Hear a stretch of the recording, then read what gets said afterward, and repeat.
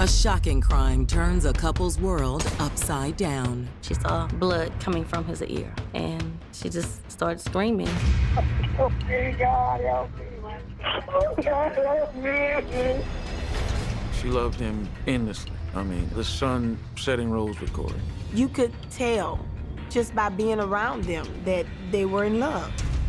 But as the investigation into the crime unfolds, it becomes clear that this seemingly perfect couple harbored some deep and potentially deadly secrets. We all knew about the other woman, but 6 women? I was asked if I wanted to make some money. From our perspective, it was basically just greed and selfishness. I asked her, was it for business or pleasure? And her answer was? Yeah. She was like, you decide. On one hand, he was a saint. On the other hand, he was the devil. We didn't know what to believe. It's still unbelievable, still a shock. I feel like all of this is really still unreal.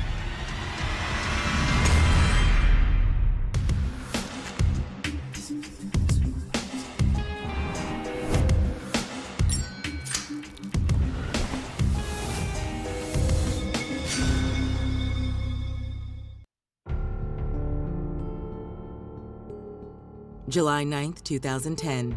It's a warm summer day in Addis, Louisiana, a small community located on the banks of the Mississippi in West Baton Rouge Parish. It's a suburb of Baton Rouge, upscale, very attractive housing there. Everyone's connected, and it's very much a neighbor-friendly area, low crime. But the quiet, crime-free reputation of Addis is about to be tested in an unimaginable way. At approximately 12:45 p.m., 41-year-old mother of 2, Monique Kitts, returns home from work on her lunch break with her 2 children, 18-year-old Dory and 11-year-old Corey Jr. When we opened the door, we saw glass. There was glass shattered on the floor. And she said the first thing she thought was, I'll be damned. Corey done knocked my vase over. Corey is Monique's husband of 16 years. After calling out his name, Monique and her children head to the master bedroom. Corey? Yeah, Corey!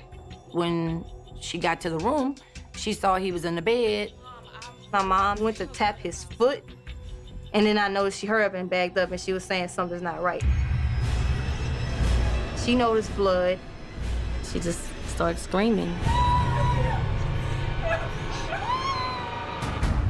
Moments later, 911 dispatchers receive a call from the Kitts residence. Oh, God, help me. There's blood coming out of his ear. She's hysterical, she's screaming, she's hollering. The kids are screaming and they're hollering. I just walked in my door and there was glass everywhere. Someone broke into your house? Yes, yes. Somebody must have broken into my, oh my God. Unsure if the shooter is still on the premises, the operator instructs Monique to lock her bedroom door and remain there with her 2 children. Minutes later, police arrive at the scene.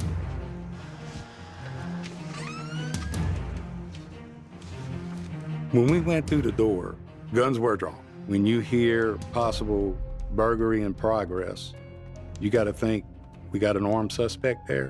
What are we looking at? Is it more than one? We slowly go through the whole residence. We each took an area. We wanted to make sure nobody was in there. Nothing was found. Children in the background, just like screaming and hollering. Maybe the person is still in the home or in the bedroom, you know, because someone could still be there. Police department. When I first laid eyes upon Monique, Dory, and Corey Kitts Jr., they were up against the wall, facing the bed, and were screaming. It doesn't take long for investigators to realize precisely why Monique and her children are so upset. I noticed Corey Kitts on the bed, covered with blood. As I approached the body, I saw there was 3 bullet holes in his head. He was found killed and lying there in a pool of his own blood. As police begin clearing the crime scene, the Kitts family seems shell-shocked. For Monique and Corey Kitts, it's a horrific ending to what had been a seemingly all-American romance. Born in 1969, Monique Oubry grew up in an upper-middle-class home in Plaquemine, Louisiana. My mother has 5 children. All of us are spoiled, every last one. As you can probably imagine, Monique was spoiled also. She was just very well liked and she got along with everybody. Monique's bright, vivacious personality made her a beloved classmate by the time she hit high school. She was always on the go, doing something. Like I said, she was always friendly, so she always had a lot of friends. After high school, Monique attended McNeese State University in nearby Lake Charles, where she majored in childhood education. She loves kids. She's always loved kids. She didn't want to teach at school. She wanted daycare. After college, Monique returned to Plaquemine to start working full-time at a supercenter. While retail wasn't Monique's dream job, the hard-working sales associate met another store employee who would change her life forever. His name was Corey Kitts. Miss Monique, how are you? I'm fine, Mr. Corey. How are you? I'm doing well. He would always come in the department where she was, clowning around, and they just became friends. Corey was a nice-looking guy. Like Monique, Corey grew up in Plaquemine and was also known for his outgoing personality. He had a big crush on her, and he was always doing sweet little things. He was so charismatic, and his personality and sense of humor actually won her over. It was like he swept her off her feet. Pretty soon, Monique and Corey were inseparable. She loved the ground he walked on. She loved Corey, and Corey loved Monique. That's how she felt about him. He was her world. You know, he was her heart. Within a few months, they moved in together. And not long after that, Monique broke some big news to her mother. I said, okay, what is it? Well, they had started staying together by this time. I'm gonna have a baby. I said, well, when you sleep with a man every night, those things happen. In November of 1991, Monique gave birth to their daughter, Dory. Soon after, the couple officially tied the knot. You could tell just by being around them that they were in love. Monique was very excited when she had Dory. She didn't really want to go back to work. He didn't want her to go back to work. And that's when their daycare business came about. With Corey's love and support, Monique's dream of running a daycare became a reality. And soon, business was booming. Within a month, she had so many kids, they didn't have anywhere to put them. She loved them. She was good to them. Monique's daycare business proved so successful that by 1999, she moved the daycare out of her home and into a new location in Plaquemine. However, that wasn't the only good news she and Corey received that year. Monique and Corey had a second child, a beautiful son they named Corey Jr. Not long after the birth of their son, Corey landed a well-paying job at a local chemical plant. Corey was an operator, really good job, in this area. He was making good money, maybe $80,000 to $100,000 or more income. Over the next decade, the happy couple enjoyed the fruits of their hard-earned labor and moved into their dream home in Addis, Louisiana. She had her income with the daycare and including his, so she was set up pretty good. I used to always say I wanted her life because to me, she had it all. She had a good husband. She had a nice, big, beautiful house. But on the afternoon of July 9th, 2010, Corey and Monique's dream life was ripped apart. Monique goes in and finds her husband dead. It's still unbelievable to me, still a shock. My daddy's not here. Corey was always happy-go-lucky. Who would do this? Why would somebody want to kill Corey? What investigators are about to discover will turn the case upside down and have folks in the quiet little town of Addis questioning everything they thought they knew about this picture-perfect couple. You start realizing something's not right.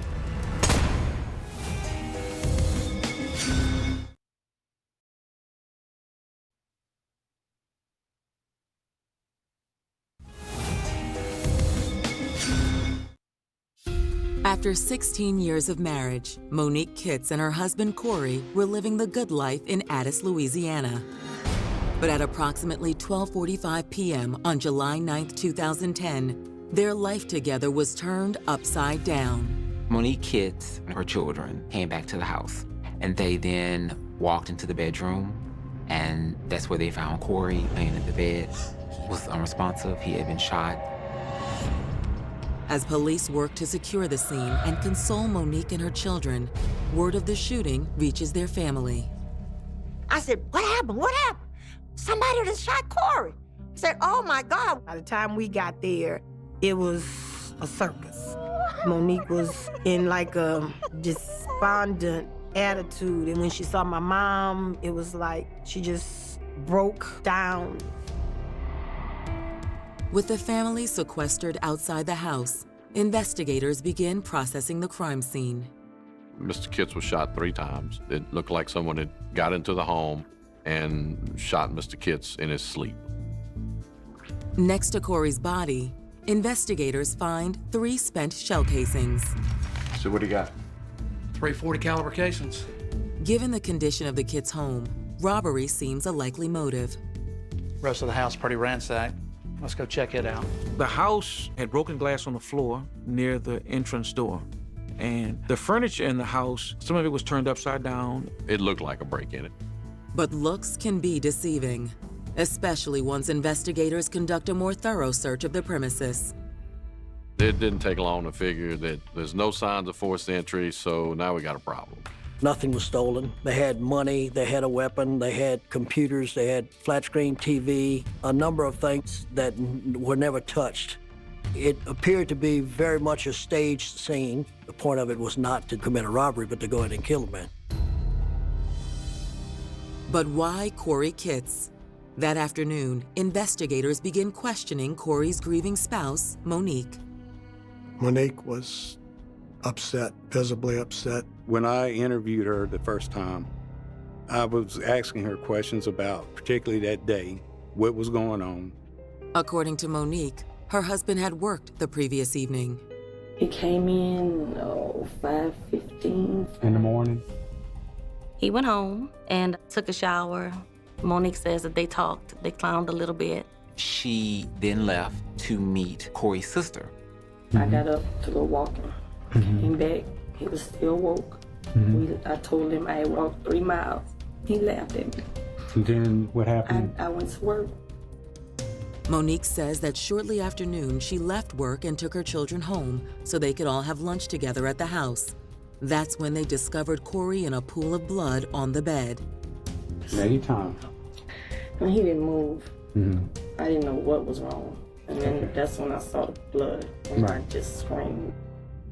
Monique's daughter, Dory, confirms her mother's account. Did your mama come back home? Were you aware if she came back home, or do you know where she was at the time? What? As for Dory, she claims she left their home around 8:40 that morning. Left and I walked downstairs and his door was closed, so I figured he must still be asleep because he had just got off, so I didn't mess with him. Dory worked at the daycare during the summer. She went to work. My mother had Corey Jr., so she brought Corey to the daycare. That's why the 3 of them went home to lunch together, and that's when they found Corey. It was crazy. Like, it was really just a surreal moment. They asked, how was my mom and dad's relationship? How was our relationship? Dory is adamant that neither she nor her mother had anything to do with her dad's death. But she believes she might know someone who did. On June the 9th, 1 month before their homicide, Corey Kitts comes home and he sees a red car backed up across the street from his home. I just feel like somebody's watching. Could the unidentified driver of this car be the same individual who murdered Corey in cold blood? Investigators are about to discover a half-dozen reasons why that might just be true, each one more tawdry and tantalizing than the next. This is not going to be a typical case. I was absolutely shocked at the content of it. We all knew about the other woman, but 6 women?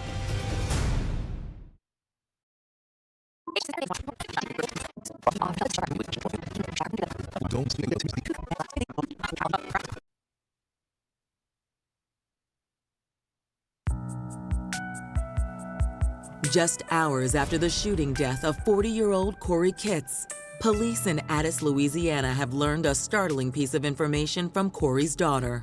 Maybe a month or so before the murder of Corey Kitts, he had saw a red car that was kind of suspicious that was around the neighborhood. I just feel like somebody's watching. Investigators wonder, had Corey simply been paranoid? Or could this theory have legs? When police interview one of the Kitts' neighbors, Sean Monroe, they get a possible answer. The neighbor said a silver truck was backed in the driveway. Probably a little bit after 7:30 or something, I went outside. I saw like a metallic silver vehicle that was bagged up behind Corey's truck. It wasn't there long, but it was there. While that vehicle description did not match the one given by Dory, it did indicate that someone, or possibly multiple people, paid Corey a visit on the morning of the murder. And because the kids' home showed no signs of a break-in, investigators think whoever killed Corey had access to the home. If you didn't have forced entry, then somebody had a key, or somebody let them in. The question now is, who besides Monique and her daughter had access to the home? To answer that question, detectives take a deeper look at Corey's personal life. We're in a small town. Everybody knows everybody's business. We just kept getting a lot of feedback that Corey was having some affairs, and we know that that's one of the things that you have to, hey, could very well be one of those people. In order to confirm the allegations of infidelity, detectives reach out to the friends and relatives of the Kitts family. First of all, we heard rumors that Corey wasn't that faithful of a husband. I'm afraid that's true. Monique chose not to believe it for years. And then it must have gotten where it was other people that she really trusts, that came to her and told her, this is what's going on. I said, well, you can do one of two things. You can stay there and put up with it, or you can pick up your bags and walk out the door. She said, well, I don't want to go anywhere. I want to make my marriage work. But Monique's mother says the harder her daughter worked to save her marriage, the more difficult it became. We discovered that he was having 5 or 6 affairs. We all knew about the other woman, but 6 women? The revelation that Corey was carrying on not 1, but 6 affairs at the time of his death opens up a Pandora's box of possible killers. All these women were potential suspects because it could have been one of them was mad because they might have found out about another one. So now, guess what? You need to go figure out, where were they at? Do they know anything about what's going on? What was the relationship about? Over the next 2 months, detectives identify all 6 of Corey's lovers and bring them in for questioning. They start with Corey's co-worker, Janice Thompson, who's allegedly been sleeping with Corey for 10 years. So you and Corey were having a thing? Yes, we had a fling. But at the end of the day, we both always went home to our families. I never hurt Corey. Janice Thompson swears to detectives that she's innocent and was at work at the time of the murder. Given her cooperation, it appears that she is telling the truth. But even with Janice Thompson eliminated as a suspect, there are 5 more of Corey's paramours investigators need to question. Of course, the people that he may have had affairs with were viable suspects. Every one of them was looked into. It was determined that they had nothing to do with this murder. He did have extramarital affairs, but as a whole, nothing to indicate that they wanted murdered. But if these 6 women weren't involved, then who was? Police seized Corey's telephone records. Really, the records of the entire family. They did this in order to figure out any connections they may have overlooked. It's that search of Corey and Monique's cell phone records that reveals something truly unexpected and explosive. Once Monique's cell phone records were analyzed, it was apparent that Corey Kitts was not the only man in her life.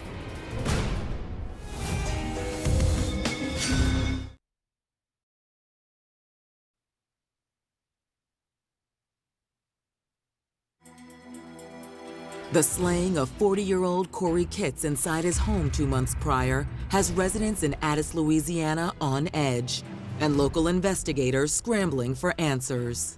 The investigation revealed that Corey was actively having relationships with 6 different women. Through the cell records, we were able to determine that they were not anywhere in the vicinity of the time of the homicide. But when police expand their phone record search to include Corey and his immediate family, 2 calls jump out at them.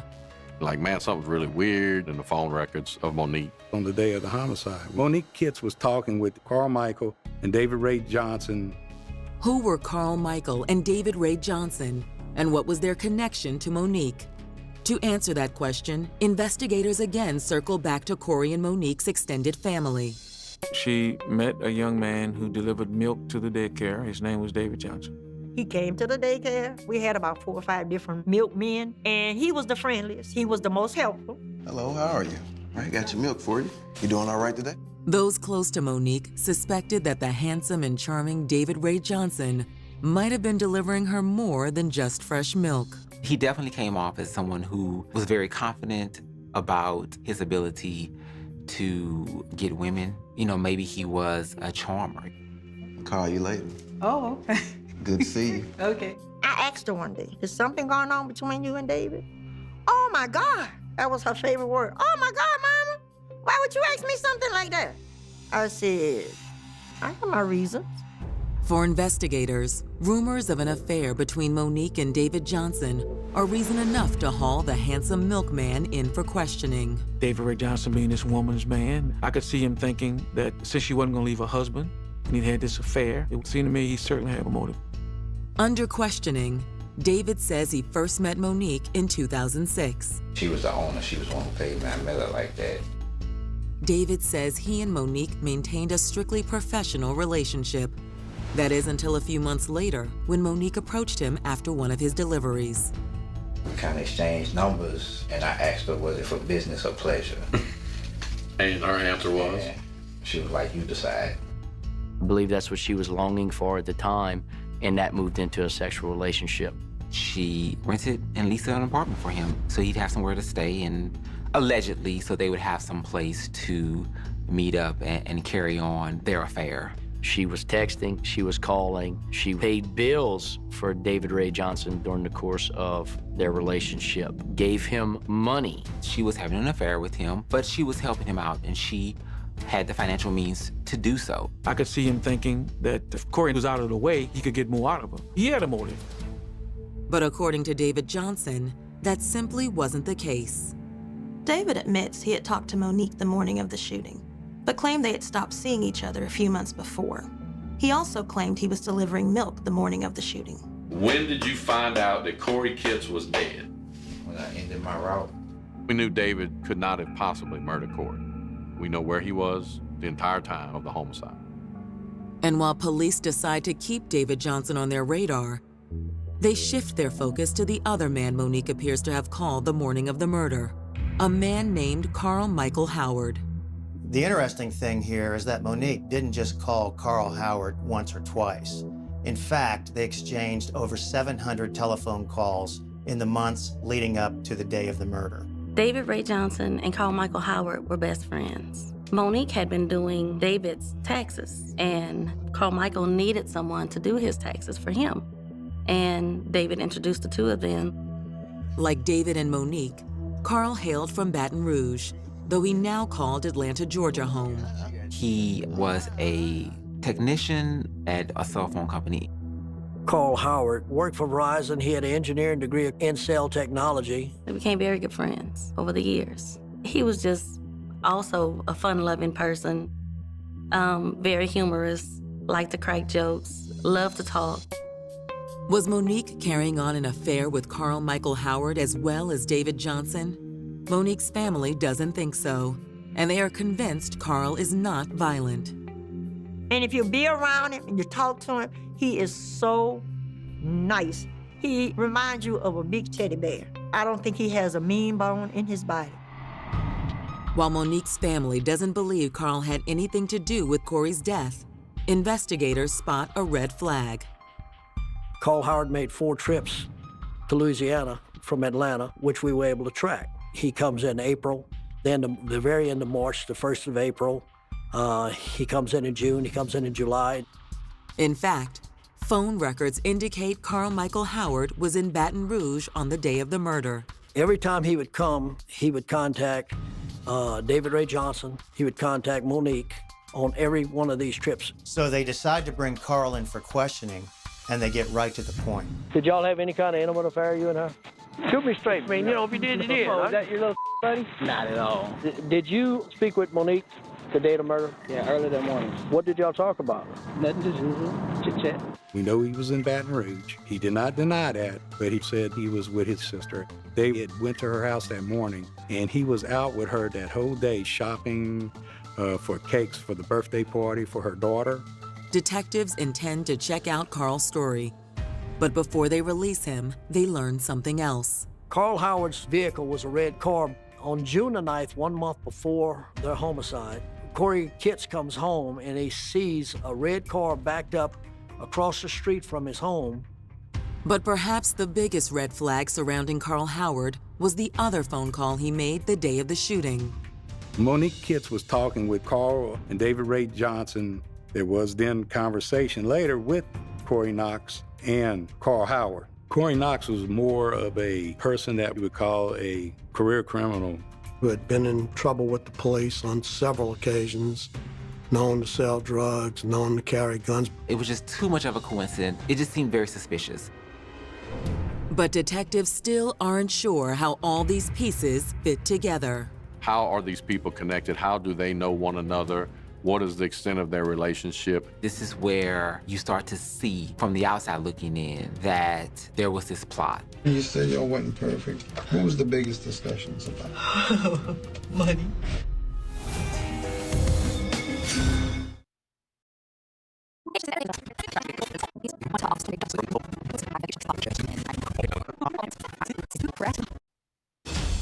The investigation into the murder of 40-year-old Corey Kitts has unearthed a string of extramarital affairs of both Corey and his wife, Monique. It's also led police to focus their investigation on two men, Monique's friend, Carl Michael Howard, and an ex-con named Corey Knox. Corey Knox had had many scrapes with the police before. But while Corey's criminal past is illuminating, so too are his and Carl Michael Howard's phone records. On the morning of the murder, Carl called David Johnson and Monique, which wasn't unusual, but then there were a series of calls between Carl Howard and Corey Knox, leading right up to the murder. It was determined on the morning of the murder that Carl's cell phone pinged several times off of a cell tower near Corey Knox's home in North Baton Rouge. But in the hours after that flurry of calls, both Carl Howard and Corey Knox's cell phones went suspiciously cold. Their phones aren't pinging off of any towers. They just go completely silent. Their phone is blacked out. And then what's going on during that period? There's a murder. That's just too much of a coincidence. Despite detective suspicions, there's still the question of Carl Howard's alibi. He stated that he hadn't been with family the whole day. But when investigators speak to Carl's sister, she tells them a different story. She told us, I don't lie. She said, and I'm not going to lie for anyone and get myself in trouble. He was not with me. He did not go with me that morning. She said the only time I saw him was that evening. So you were out birthday shopping with your brother? No, not with him. So you didn't see him at all that day? Between his phony alibi, his phone records, and the fact that Carl's car was seen at the Kitts' residence 1 month prior to the date of the murder, it looks like Carl killed Corey Kitts with the help of Corey Knox. Still, investigators need to determine if the two other people Carl spoke with the morning of the murder might be involved.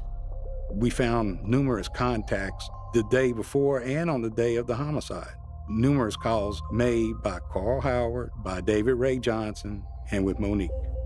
Of particular interest to detectives are the multiple calls and texts Monique made in the hours leading up to her husband's murder, nearly all of them to David Johnson and Carl Howard. She stays on that phone for approximately 19-20 minutes, all the way while she's driving to Plaquemine from Addis on her way to work to a daycare. She arrives at a daycare about 8:05 in the morning. She hangs up the phone, I think, with David Ray Johnson, and she's still on that phone with Carl Howard for another 4 minutes. All that morning, you got talk between them. You got her talking with Carl Howard, with David Ray, and then everything stops after the murder. On October 14th, 2010, roughly 3 months after her husband was murdered, Monique Kitts is questioned for a second time. Investigators ask Monique to describe her relationship with Carl Howard and how often they spoke on the phone. Occasionally. Every now and then, maybe. How can you have 60-something calls in one day, one morning? That ain't limited contact. That's a lot of contact. Monique, look, you text them a lot. You talk to them a lot. The volume of calls and texts between Monique and Carl Howard isn't detectives' only point of contention. In the last 6 months, are you involved with any other personal relationships that may come out? Nothing. Detectives knew that was a lie, that she was in fact in a recent relationship with David Johnson. Do you have any information about why your husband was killed or who did it that you have not told us? No, I've told you everything. While detectives think there's more to the story than Monique is letting on, without further evidence linking her to the crime, they have no choice but to release her. Monique does have an alibi. Police were looking for something more than just a string of cell phone records in order to connect her with the murder of her husband. Looking into their financial records, investigators determined the Kitts were barely keeping their heads above water, Monique in particular. She didn't have any money. Everybody thought her business was doing well, but you know, she was spending a lot of money. She was giving a lot of money to David, her boyfriend. In fact, the excess spending had driven the couple to the brink of financial ruin. Corey wanted to file bankruptcy, and they initiated the bankruptcy. As police dig deeper into Corey and Monique's finances, they stumble on what they think might be the real motive for the murder. Basically, what it boiled down to was life insurance. There was a large insurance policy he had on himself that was more than $500,000. Monique was the beneficiary of this policy, so if Corey were to die, it would kill 3 birds with 1 stone. It would put an end to financial problems, it would put an end to his cheating ways, and it would allow her to be with the man of her dreams, David Johnson. There was this conspiracy in that Monique was going to get the insurance money, and Carl Michael Howard went in and actually did the shooting. There was just one problem with that theory. They talked to David Johnson, he didn't know anything about it. They talked to Corey Knox, he didn't know anything about it. They talked to Carl Michael Howard, he didn't know anything about it. On March 5th, 2013, nearly 2.5 years after Corey Kitts was murdered, prosecutors in West Baton Rouge Parish present their findings to a grand jury. If the grand jury says there isn't sufficient evidence, then the case is thrown out. If the grand jury says there is sufficient evidence, then charges will be filed against Monique, David Johnson, Carl Howard, and Corey Knox. But the night before the grand jury is set to present their findings, there's a stunning development. We talking midnight before the next day, at 9 o'clock when they were going to meet, is when David Johnson comes in with a lawyer and basically says they did it because they admitted it to me. According to David, months after he and Monique began their affair, she began complaining about her husband on a regular basis. I remember her joking about it like I wish he was dead, like she started joking, saying it a lot. David says he didn't take Monique seriously until one day in 2007. Monique actually gave David Ray Johnson money to kill her husband. According to him, he got money from her, maybe $1,000, $2,000. Once she gave you the $2,000, what did you do with it? Kept it. He just kind of took the money. He admitted he took the money and kind of didn't do anything. He wanted the money. David has apparently no intention of trying to kill him, but as Monique applies more pressure over time, David Ray Johnson comes to the point where he says, well, maybe I do have someone, you know, and introduces her to Carl. There's no doubt in your mind that she wanted her husband dead, is that fair? Yeah. According to David, Carl told him the hit on Corey wouldn't come cheap. Ultimately, he and Monique agreed on a price. He said it was over $100,000. You know where that money was supposed to come from? From the insurance. Carl Michael supposedly got Corey Knox, his long-term friend, to drive him from North Baton Rouge to the town of Addis where the Kitts lived. Carl then walked inside and shot Corey Kitts as he was sleeping in the bed. And then they left. David pretty much laid it out for the state. But despite his role of introducing Carl to Monique, he claimed he knew nothing about the murder until he saw it on the news. We had no evidence that he was actually involved in the murder. He may have in the beginning, but he never acted on that. And from that point on, we had no evidence to show that he was involved in any further conspiracy to have Corey killed. Although David Johnson isn't charged, prosecutors waste no time throwing the book at Monique, Carl Michael Howard, and Corey Knox. On March 14, 2013, the trio is formally indicted for Corey Kitts' murder. When they came back in and they started reading, I knew what they were gonna say. And I started screaming, "Not my child. God, not my child." I was just numb because I knew I had to have been dreaming. This couldn't have been real. I think I was just so hurt and shocked. As the case heads to trial, it begins to drive a wedge between Corey and Monique's families. It was so emotional. You had family members that are now enemies that don't speak. The tension was very thick.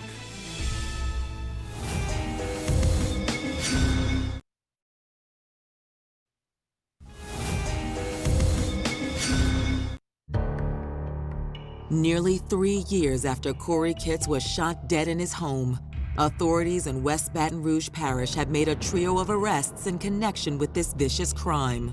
Police arrested Corey's wife, Monique, and 2 other men, Carl Howard and Corey Knox. A 4th man, David Johnson, Monique's former lover, was never charged with a crime. A year and a half later, on October 20th, 2014, in the midst of jury selection for the trial of Monique and her co-conspirators, one more domino falls.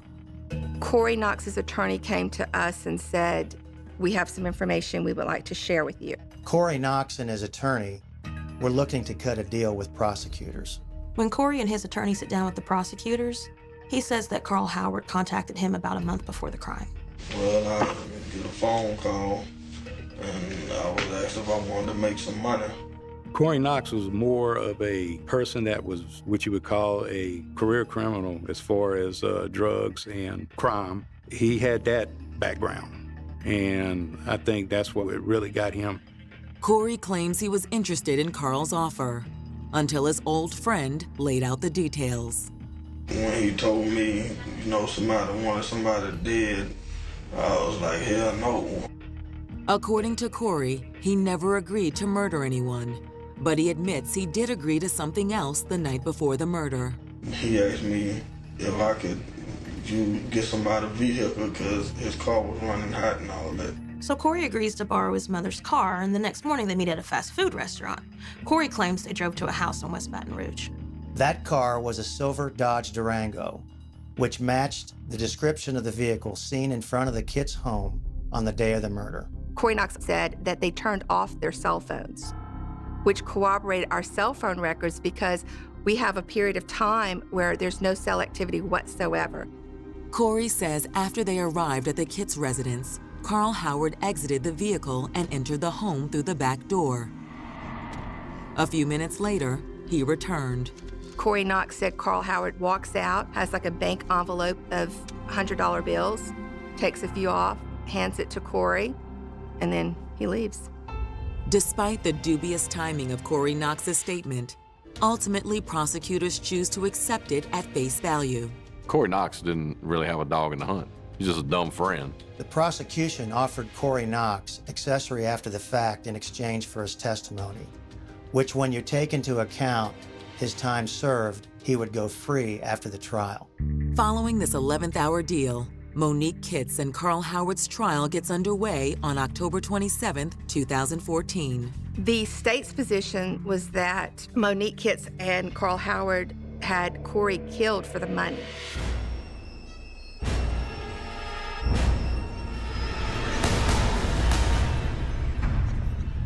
It was basically just greed and selfishness on their part. And thanks to the testimony of Corey Knox and Monique's ex-lover, David Johnson, the prosecutors believed they had 2 people that could link them to the crime. But defense attorneys strongly disagree with the state's version of events, as well as the testimony of their so-called star witnesses. You've got a case without corroboration. You have no eyewitnesses. And you have only statements of convicted felons, people known to be criminals, admitted liars, deceivers. The defense also raises the issue of Corey Kitts' infidelity and his long list of lovers. The police said they cleared all 6 of the women.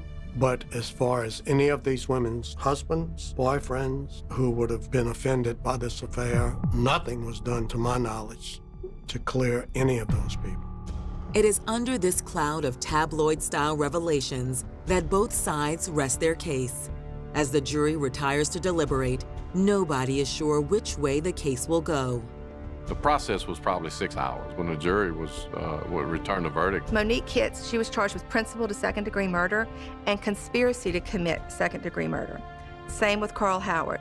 The jury came back unanimously guilty on all charges. Both defendants were sentenced to life.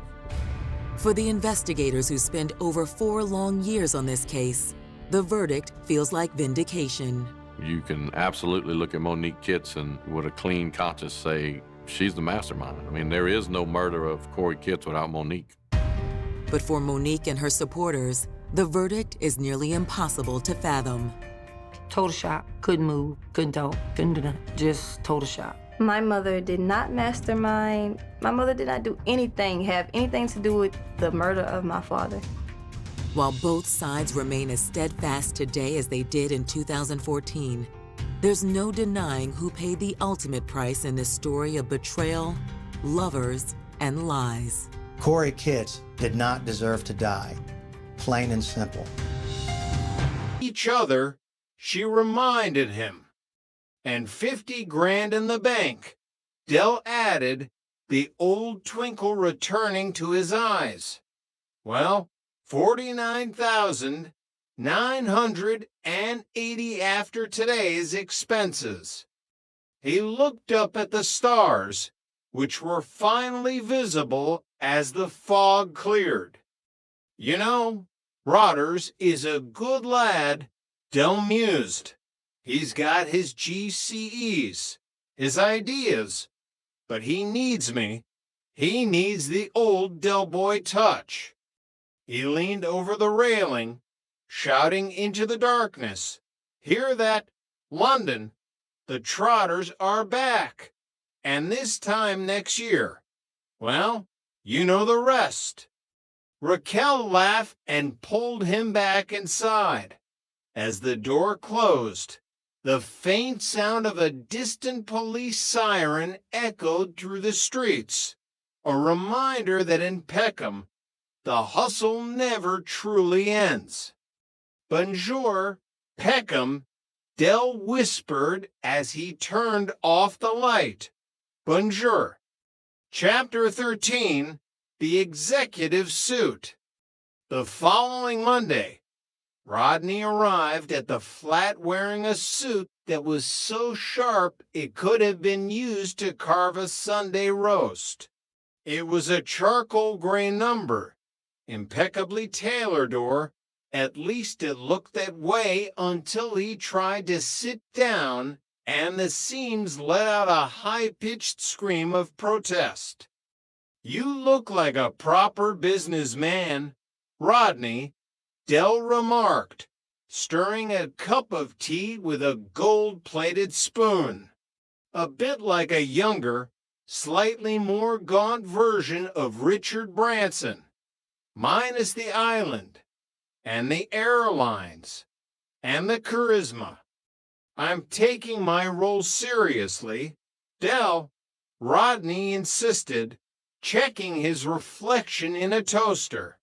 "Cassandra says if I'm the managing director, I should project an image of authority. We're having an executive lunch today." "An executive lunch?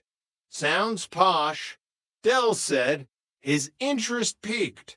"Where are we going? The Ritz, Savoy, Bernie's Cafe?" "We're going to that new place, Le Petit Gourmet," Rodney said proudly. "It's very exclusive. You have to book a table 3 weeks in advance." 3 weeks. I could have grown my own potatoes in that time, Dell scoffed. "But go on, then. I'll come as your consultant. I've got some consulting to do anyway. I need to see a man about a consignment of, well, let's just say it's an atmospheric opportunity." The lunch was a disaster of epic proportions. The portions were so small that Dell spent 10 minutes looking for his steak with a magnifying glass. When the bill arrived, it was more than Rodney's weekly salary. 25 quid for a sprig of parsley and a piece of meat the size of a postage stamp, Dell whispered, his face turning a dangerous shade of red. I've seen more substance in a political manifesto. It's about the experience, Dell. Rodney hissed back. Experience? The only experience I'm having is the experience of starvation. Dell retorted. He leaned over to a nearby table where a wealthy-looking couple were dining. Excuse me, sir. Are you finished with that bread roll? Only my managing director here has a very sensitive appetite. Chapter 14, The Bargain from Brussels. A few days later, Dell returned to the flat looking like he'd just won the lottery. He was carrying a small, metallic briefcase that looked remarkably like the ones used by nuclear scientists in 1960 spy films. Gather round, everyone, Dell announced, placing the briefcase on the kitchen table. Rodney, Raquel, Cassandra, if you're finished with your executive bookkeeping, take a look at this. He flipped the latches and opened the case. Inside were dozens of small, silver canisters that looked like miniature fire extinguishers. What are they, Dell? Raquel asked, peering into the box. Hairspray, deodorant, anti-tank missiles. Better, Dell beamed. This, my dear family, is alpine oxygen. Fresh air, straight from the peaks of the Swiss Alps. Compressed, purified, and ready to revitalize the weary lungs of the London workforce. Rodney stared at the canisters. Dell, you've bought a box of air? Not just air, Rodney. Alpine air. It's the latest craze in Brussels. All the top executives are using it to stay sharp. One puff of this and you're ready to take on the world. I've got 2,000 canisters arriving tomorrow. How much did they cost? Cassandra asked, her eyebrows reaching for her hairline. A bargain. 5 grand for the lot. We sell them at 5 quid a puff, a canister, and we're looking at a 10,000 pound profit. Tax-free, naturally. Dell, the air in London is free, Rodney pointed out. Dirty, yes, but free. Free but filthy. Rodney, this is pure. It's trotter fresh. I've already got a marketing slogan. Don't just breathe, peak performance. Chapter 15, The Charity Gala and the Smog. The timing of the Alpine Oxygen launch couldn't have been more perfect.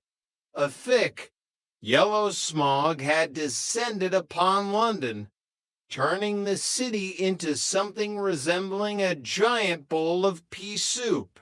People were coughing, spluttering, and generally desperate for a breath of something that didn't taste like coal dust.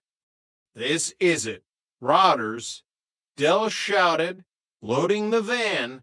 The market will be screaming for this. We're going to be heroes, like the Red Cross, but with better jewelry. They set up their pitch in the heart of Peckham. Dell was wearing a white lab coat he'd borrowed from a local dentist, and Rodney was standing by with a megaphone. Feeling sluggish, lungs feeling like a chimney sweep's waistcoat, Dell shouted, "Get your trotter fresh alpine oxygen.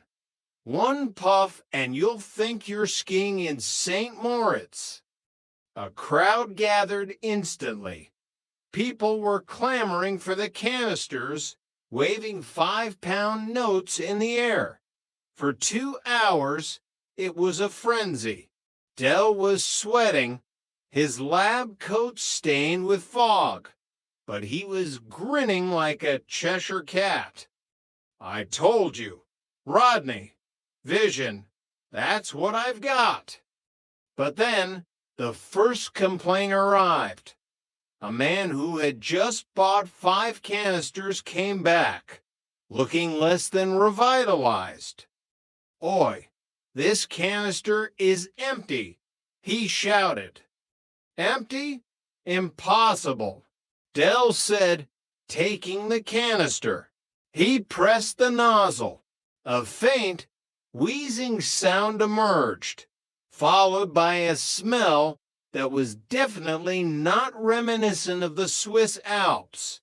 In fact, it smelled remarkably like Brussels sprouts, Rodney whispered, sniffing the air. "Brussels sprouts," the man roared. "I'm breathing in a Sunday dinner." Chapter 16, The Reality of Fresh Air. It turned out that Nifty Neville's Brussels contact had been slightly less than honest. The canisters weren't filled with alpine air. They were a surplus batch of industrial-grade gas used in a Belgian vegetable packing plant. The crowd quickly turned from desperate customers to an angry mob. Dell and Rodney barely made it to the van before the first tomato hit the windshield. "Start the engine, Rodney, start the engine," Dell screamed. The reliant Regal coughed, spluttered, and then roared to life, screeching away from the market just as a hail of empty canisters rained down around them. Back at the flat, the silence was deafening. Raquel and Cassandra were waiting, their arms crossed. So Raquel said softly, "How did the peak performance go?" Dell sat down at the table, his lab coat torn and his pride even more so. "Well, we had a bit of a technical glitch. The Belgian atmosphere is a bit more robust than I anticipated." "You lost 5,000 pounds, Dell," Cassandra said, her voice like ice. No, not lost. Invested in a lesson," Dell corrected weakly. "And besides, we've still got the canisters. They're very durable. We could use them as doorstops." Rodney looked at his brother, and for a moment he felt a surge of anger. But then he saw the exhaustion in those eyes, the way his shoulders slumped. He realized that Dell was just trying to get them back to where they were, to the glory days of the Harrison watch. "It's okay, Dell," Rodney said, sitting down next to him. "We've still got the 44,000 from the game show. We're not broke." Dell looked up, a small smile playing on his lips. "You're right, Rotters. You're right. And I've heard a rumor about a shipment of slightly damaged electric toothbrushes in Gravesend. They're sonic, apparently. Very modern." Raquel sighed and walked over to the kitchen. "I'll make some tea. And Dell." "Yes, sweetheart. No more air from anywhere." "Promise," Dell said, crossing his heart with a gold-ringed finger. He winked at Rodney. But toothbrushes, rotters. Everyone's got teeth, haven't they? It's a guaranteed winner.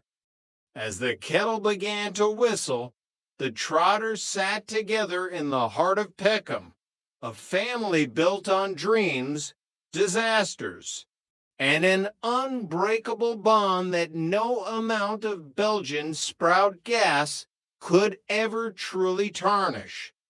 Chapter 17, The Gravesend Gamble. The trip to Gravesend was conducted in a silence that was only broken by the rhythmic thwack-thwack of a loose wiper blade against the windshield. Dell was focused, his hands gripping the steering wheel as if he were piloting a fighter jet through enemy territory. Rodney, on the other hand, was reading a pamphlet about business ethics and social responsibility, looking like a man about to go to his own execution. These toothbrushes, Dell, Rodney said, not looking up. Nifty Neville said they were slightly damaged. What does that mean in nifty terms? Does it mean they don't have bristles? Or do they just explode when you plug them in? Don't be so cynical, Rodney. It's cosmetic damage, Dell explained, weaving through traffic. A few scratches on the box, maybe a slightly wonky logo, but inside, pure sonic technology, 20,000 vibrations per second. It's like having a miniature jackhammer in your mouth, but, gentle. They reached a warehouse that looked even more derelict than the one in Sidcup. A man named Shifty Arthur, a close associate of Nifty Neville, was waiting. He gestured toward a mountain of crates. There they are, Dell, the Ultrasonic 3000, experimental model, straight from the lab in Japan. Arthur lied, his eyes darting toward the exit. Dell opened a box. The toothbrushes looked impressive sleek, silver, and heavy. He pressed the on button. A low-pitched hum filled the air, and for a moment, every loose piece of metal in the warehouse began to vibrate in sympathy. Hear that, rotters, power, Dell shouted over the hum. I'll take the lot. Chapter 18, The Sonic Boom. The following Saturday, the trotters set up their pitch in Peckham once again. This time, Dell was wearing a silk bathrobe over his clothes, looking like a man who had just stepped out of a luxury bathroom. Do you want teeth so white they'll blind a bus driver? Dell's voice echoed through the market. Do you want a smile that says I'm a millionaire even if I live in a flat? Then you need the Ultrasonic 3000. A crowd gathered, intrigued by the silk bathrobe. Rodney stood by with a bowl of water and some stained dentures he'd acquired from somewhere. Watch this, ladies and gentlemen, Dell announced. He dipped a toothbrush into the water and pressed the button. The hum was much louder than before. In fact, it was so loud that a car alarm across the street went off. The water in the bowl turned into a fine mist instantly. The dentures didn't just get clean, they began to rattle so violently that one of the front teeth flew out and hit a passing policeman in the helmet. Oi, the policeman shouted, looking around. It's just the deep clean mode, Dell whispered urgently to the crowd. It's finding the stubborn stains. Who wants one? 5 quid. a fraction of the retail price. But then something strange began to happen. A pack of local dogs, led by a particularly large Doberman, began to howl in unison. They raced toward the pitch, their ears flat against their heads, looking like they were responding to a silent call from a distant planet. Del, I think the frequency is a bit high, Rodney said, backed against the van as 5 dogs began to circle them. Nonsense. Dogs love hygiene, Del shouted, but even he looked worried as the Doberman began to gnaw on the leg of the display table. Chapter 19, The CEO's Dilemma. Back at the flat, the living room was filled with the low-pitched hum of several dozen ultrasonic 3000s that Del was testing. Raquel and Cassandra were in the kitchen, their heads buried in their hands. Rodney, Cassandra said, her voice trembling with frustration. As the managing director, can you please tell your consultant to turn off the miniature jet engines? My teeth are literally vibrating in my head. Rodney walked into the living room. Del, turn them off. The neighbors are complaining that their television signals are scrambled, and every cat in the building is currently hiding under a sofa. Del switched them off, and the silence that followed was heavy. Rodney, you've got to see the bigger picture. We've sold 50 of them. Sure, we've had a few returns from people whose fillings fell out, but the profit margin is huge. Del, we can't sell these, Rodney said firmly, his CEO persona finally taking charge. They're dangerous. They attract animals and scramble electronics. It's a health and safety nightmare. Del sat down on the sofa, looking at the silver toothbrushes. I just wanted a winner, Rotters. Something that would make up for the air canisters.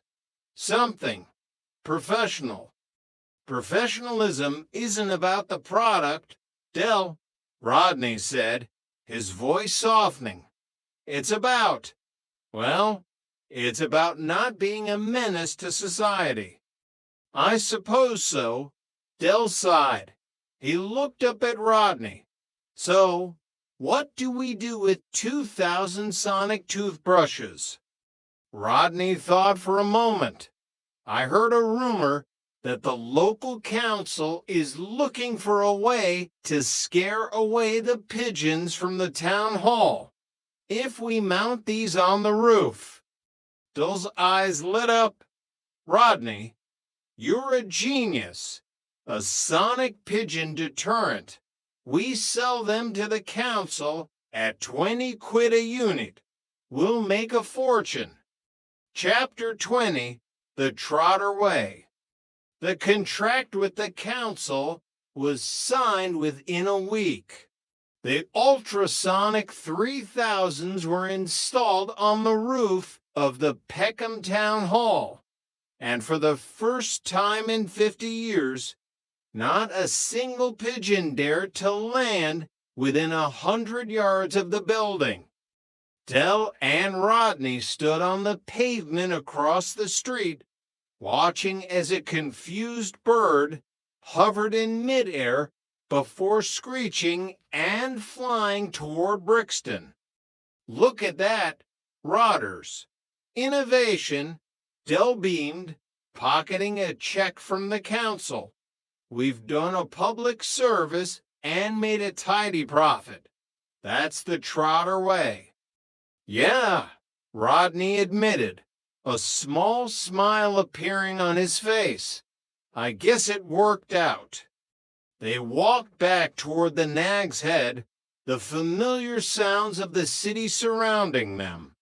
They weren't millionaires, and they weren't in Barbados. They were in Peckham, with a bankrupt business, a yellow van, and a family that drove them crazy.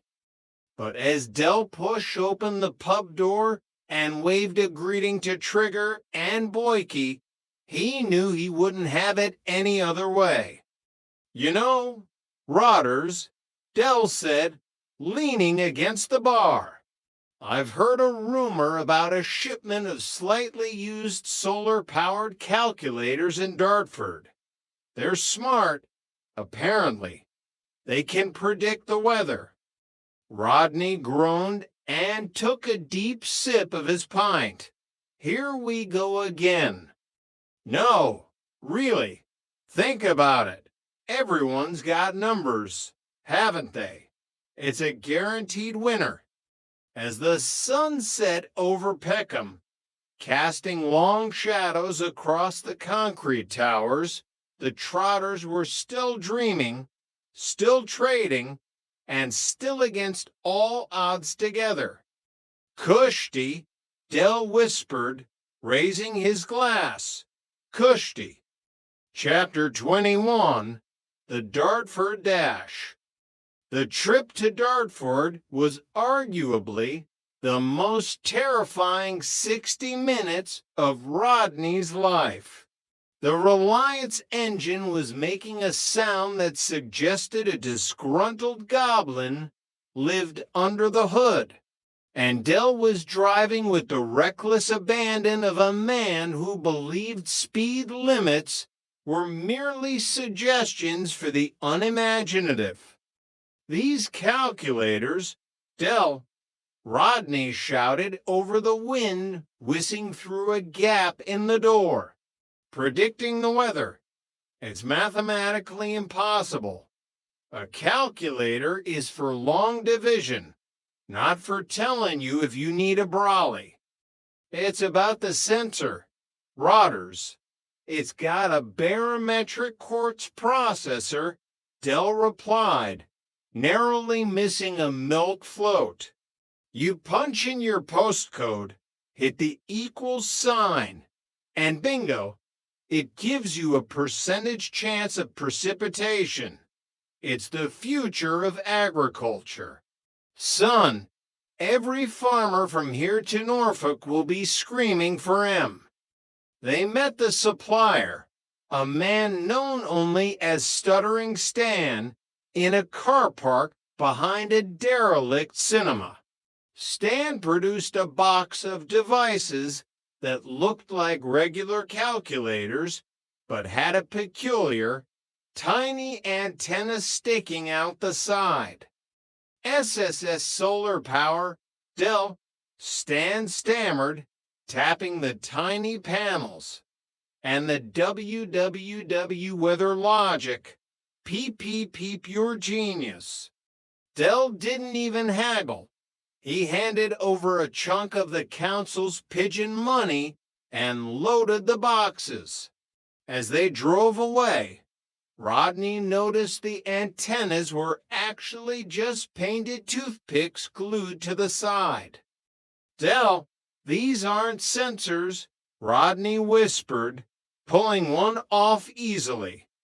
Of course they are. They're biodegradable receivers. Del snapped. Now hush up. I'm mentally calculating our markup. We're going to be the Michael Fishes of the digital age. Chapter 22, The Prophecy of the Postcode. Back at the flat, Del had set up a meteorological testing station on the kitchen table. He was surrounded by maps, postcode directories, and half a dozen smart calculators. Right, let's test Peckham, Del announced. He punched in SE15 and hit the equals sign. The screen flickered and displayed 70 to 0.5%. 72% what? Del, Raquel asked, peering over his shoulder. Sun, darling, 72% sun. Del beamed. He looked out the window. It was currently pouring with rain, a steady, gray London drizzle that looked like it had no intention of stopping until 2030. The calculator says sun, Del, Rodney pointed out, gesturing to the deluge outside. It's a proactive forecast, Rodney. It's predicting the sun for tomorrow. It's thinking ahead. It's got a bigger brain than you, that's for sure.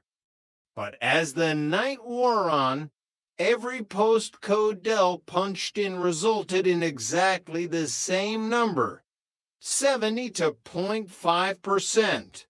Whether it was the North Pole, the Sahara Desert, or the middle of the Atlantic Ocean, the smart calculator remained stubbornly optimistic. It stuck.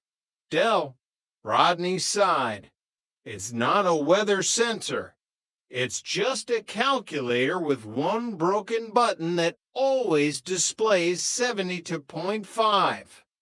Del stared at the screen, his face a mask of stubborn denial. Maybe the world is just becoming very consistent. Rodney, have you thought of that? Maybe it's global stabilization. Chapter 23, The Peckham Heat Wave. The next morning, Del was at the market pitch, wearing a pair of oversized sunglasses and a Hawaiian shirt that looked like it had been designed by someone in the middle of a high-fever hallucination. Don't get caught in the rain. Don't get burnt in the sun. Del's voice rang out. Know the future before it happens with the Trotter Weather Whiz, as used by the Himalayan Sherpas.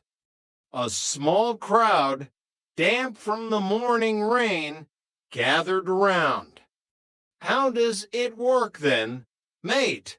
A burly man asked. Simple, sir. Punch in your location, hit equals, and it tells you the atmospheric destiny. Del handed him a calculator. The man punched in his number. The screen flashed, 70 to 0.5%. What's that mean? That, sir, means a 70 to 0.5% chance of a glorious heat wave. Del lied, not missing a beat. Just as the words left his mouth, a sudden, violent crack of thunder echoed through the market, and the sky turned a bruised, angry purple. The crowd looked at the sky, then at the calculator, then at Del. Heat wave, A, the man said as the first hailstones began to bounce off the display. It's a localized pressure inversion, Del shouted, scrambling to cover the boxes with a tarpaulin. The calculator is sensing the heat behind the clouds. It's very sensitive. But the crowd had had enough. Within minutes, the pitch was deserted, save for Del and Rodney, who were shivering under the tarp as the hailstones began to turn into a torrential downpour. 70 to 0.5%. Del, Rodney muttered, his teeth chattering.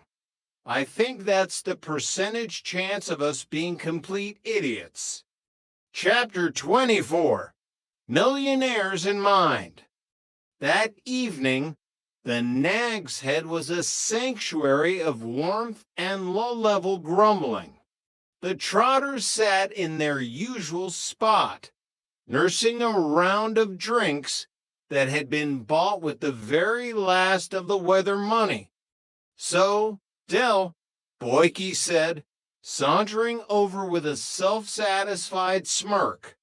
I hear you've been trying to predict the weather. Very brave. I suppose next week you'll be selling crystal balls to the blind?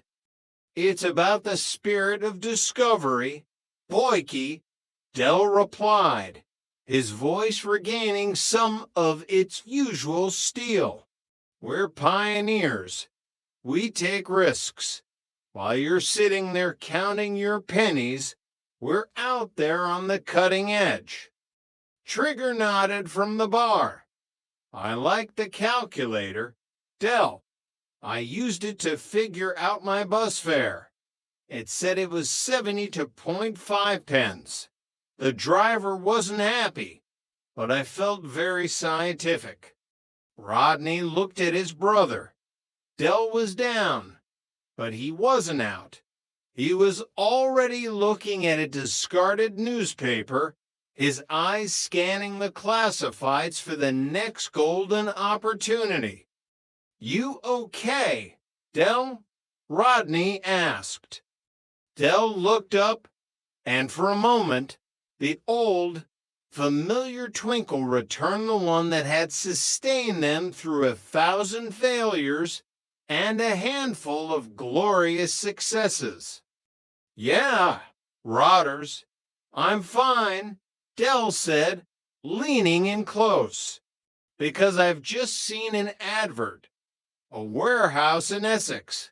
2,000 pairs of self-walking trainers. They've got tiny motors in the heels.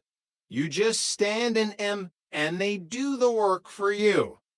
Rodney groaned, but he couldn't help the small smile that tugged at the corner of his mouth. Here we go again, Rodney whispered. No, really, think about it. Everyone's got feet, haven't they? It's a guaranteed winner. This time next year. Rodney. We'll be millionaires. Rodney finished for him. And as the lights of Peckham flickered in the rain outside, the Trotters sat together bankrupt in the eyes of the law, but richer than kings in the currency of hope, family, and the eternal, beautiful hustle. Kushti, Del whispered, raising his glass to the empty air where £1,000,000 dreams still hovered, waiting to be caught. Kushti. Chapter 25. The Essex Expedition. The journey to Essex was a symphony of rattles and bangs. The supervan was carrying a spare tire in the back that wasn't actually attached to anything, and every time Del took a corner, it sounded like a giant was playing marbles in the trunk. Self-walking trainers, Del, think about the logistics, Rodney sighed, clutching the dashboard. A human being isn't a puppet. We move our feet because our brains tell us to. If a motor in a heel starts pushing your foot before your brain is ready, you're going to end up doing a faceplant in the high street. You've got no vision. Rodney, that's your problem. You're stuck in the dark ages of manual locomotion, Del shouted back, swerving to avoid a pheasant. This is for the elderly, for the lazy, for the tired executive who's had a long day at the Petit Gourmet. It's about effortless mobility. They arrived at the warehouse in Essex, a corrugated iron shed that smelled strongly of stagnant water and knockoff perfume. A man known as Ledge Lenny, because he supposedly spent half his time on one, dodging the law, stepped out. He was wearing a tracksuit that looked like it was made of discarded aluminum foil.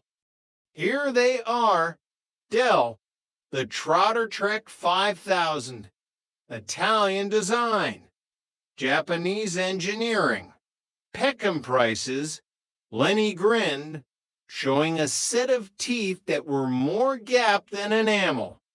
Del picked up a trainer. It was heavy, suspiciously heavy, and had a small red button on the side of the sole. Is it quiet? Lenny, I don't want people sounding like a lawnmower when they're walking to the shops. Whisper quiet. Del, like a cat on a carpet. Lenny lied, pocketing those cash before the first box was even on the van. Chapter 26, The Runaway Rodney. Back at Nelson Mandela House, the testing phase began. Del insisted that Rodney be the first pilot of the Trotter Trek 5000. I'm not doing it, Del. Rodney flatly refused.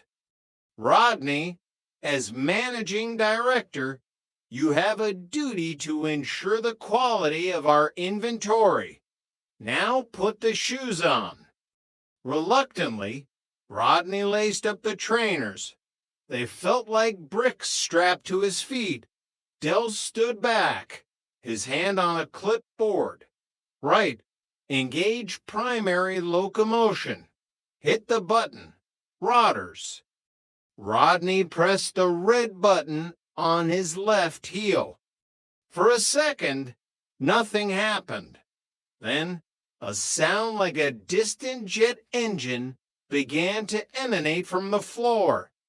Rodney's left leg suddenly shot forward with the force of a hydraulic ram.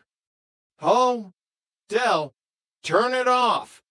Rodney screamed as his left leg began to march toward the kitchen at 60 steps per minute, while his right leg remained firmly rooted in the living room. It's sensing up. Hit the right one," Del shouted. Rodney frantically hit the right button. Now both legs were moving. He wasn't walking. He was being marched by his own footwear. He smashed into the kitchen table, careened off the fridge, and headed straight for the balcony door at an alarming speed. "They've got no brakes. Del, the trainers are in charge," Rodney yelled as he disappeared into the hallway, his legs moving in a blur of silver and blue nylon. "It's a high-intensity workout feature," Del called out, chasing after him.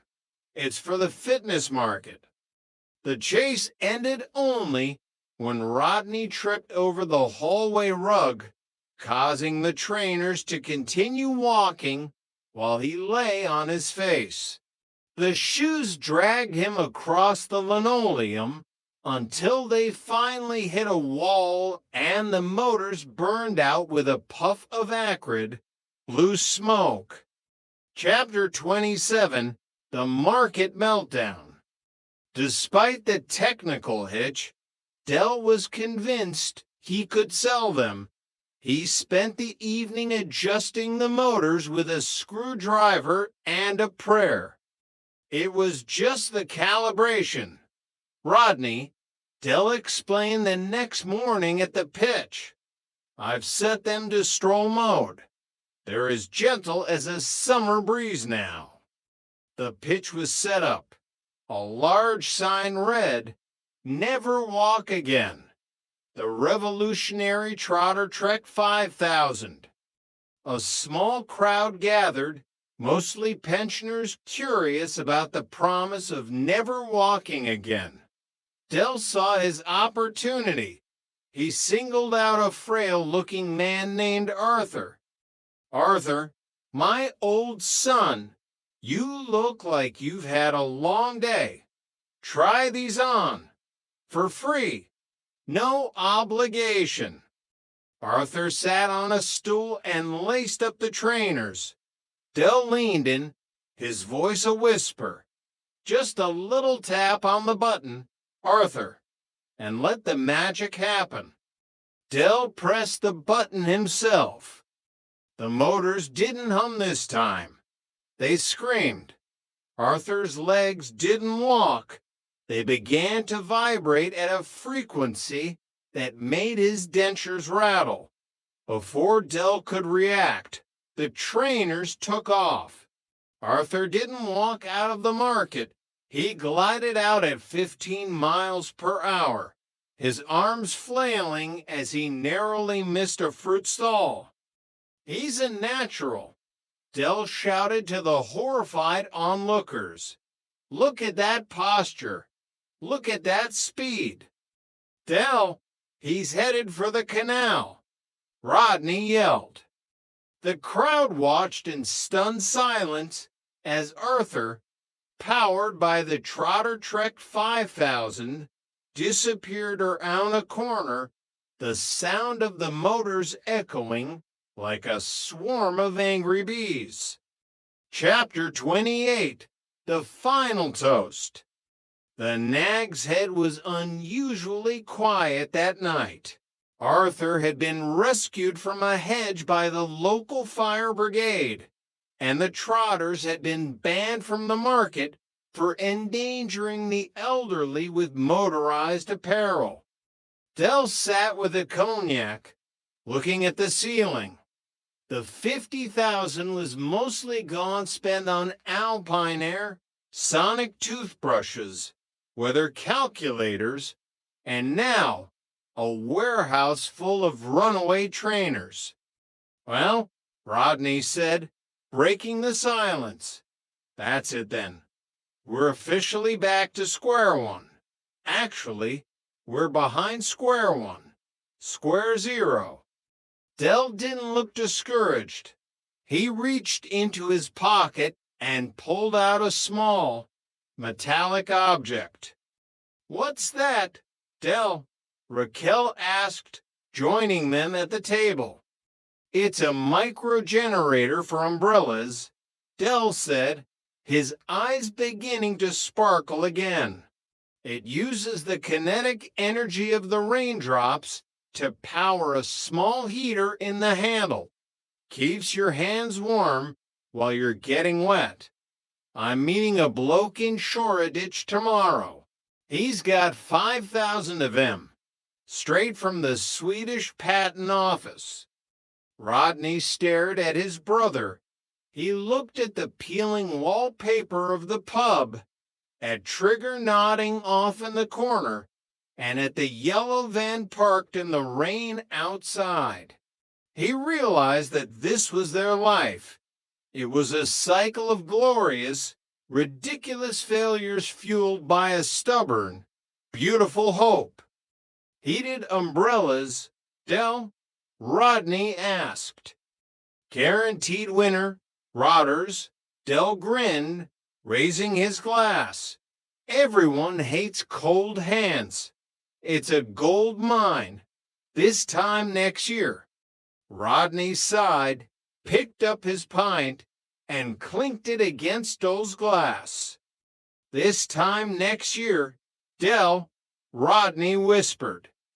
As the rain lashed against the windows of the Nag's Head, the Trotters sat together, undeterred by the logic of the world. Because in the heart of Peckham, as long as there was a deal to be made and a brother to blame, the dream would never die. "Kushti," Dell whispered, "Kushti."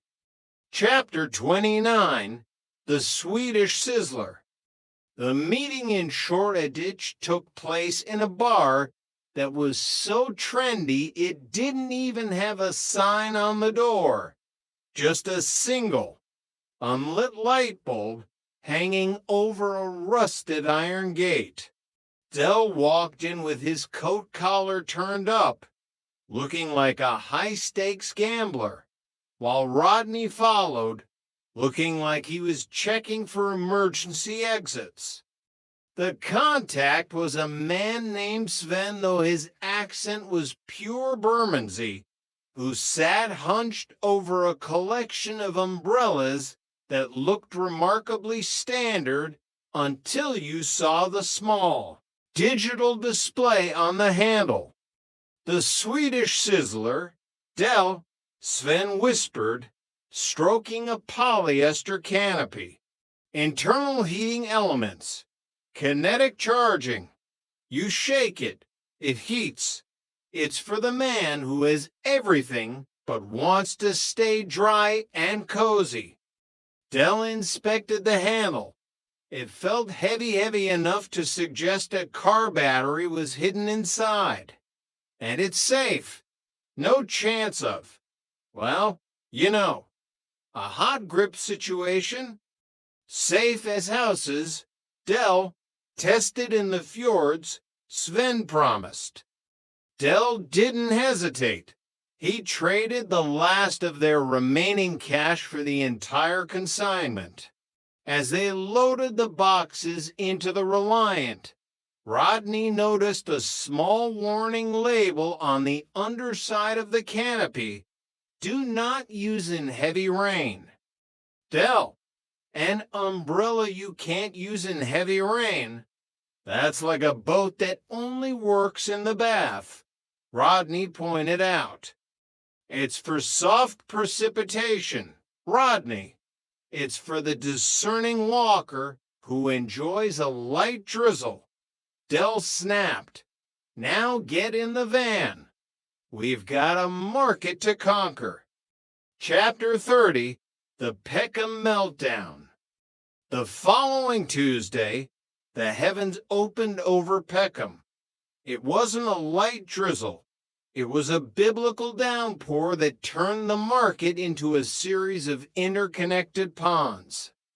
Perfect. Look at the desperation. Rodney. Del shouted, standing on his pitch.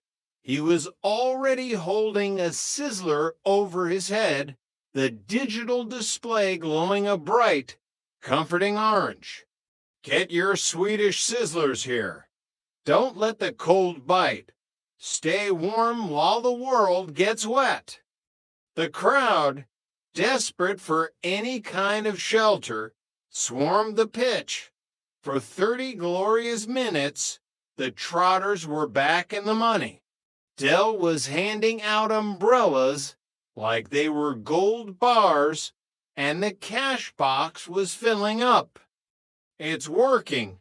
Del, I can actually feel the heat, a customer shouted, beaming.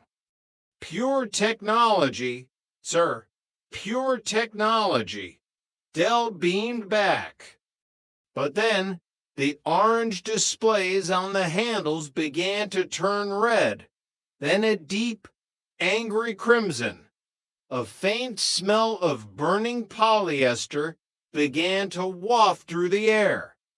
Del, mine is smoking, Rodney whispered, looking at his own umbrella, which was now emitting a thin, blue spiral of smoke from the tip. It's just the steam from the rain hitting the heater. It's an evaporation feature, Del shouted to the crowd. Suddenly, a woman screamed. Her umbrella hadn't just smoked. The canopy had spontaneously melted, draping itself over her head like a giant, hot plastic bag. One by one, the Swedish sizzlers began to fail. Handles became branding irons, and the kinetic charging mechanism started to emit sparks like a handheld fireworks display. My hand! It's welded to the handle. A man yelled, running in circles. Abandon ship, Rodney. Abandon ship, Del screamed, grabbing the cash box and diving for the van. They screeched out of the market just as a group of angry, steaming customers began to converge on the pitch, brandishing their melted, smoking umbrellas like spears. Chapter 31, the Nag's Head Wake. The silence in the Nag's Head that evening was profound. Even Boyke didn't have the heart to make a joke. The trotters sat in the corner, their clothes damp and their spirits even damper. 49,980 pounds, Rodney calculated, staring at a blank piece of paper. We started with 50 grand. We ended with 20 pence, and a lawsuit pending from a man whose thumb is now shaped like a Swedish trademark. Dell sat with a small brandy, his eyes fixed on the empty seat where Albert used to sit. He thought about the watch, the villas, and the gold rush. It felt like they were characters in a play that kept repeating the same tragic, hilarious act. We had it all, Rotters, Dell said softly. For a few days, we were the kings of Peckham, peacocks in the garden, champagne in the fridge. Yeah, Rodney admitted, it wasn't bad, was it? It was glorious. Dell smiled. He reached into his pocket and pulled out a small blue pamphlet. What's that then, Dell? Raquel asked, placing a hand on his shoulder.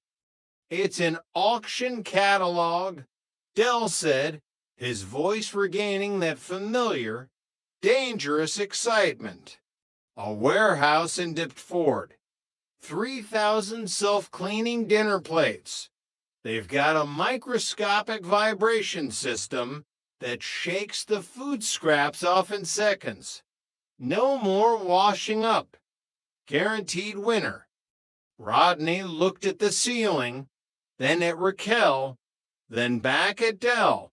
He saw the fire in his brother's eyes, the unquenchable, ridiculous, beautiful fire of the eternal trader.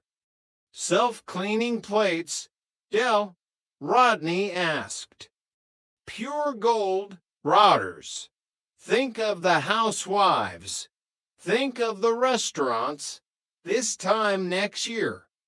Rodney picked up his glass and clinked it against Dell's.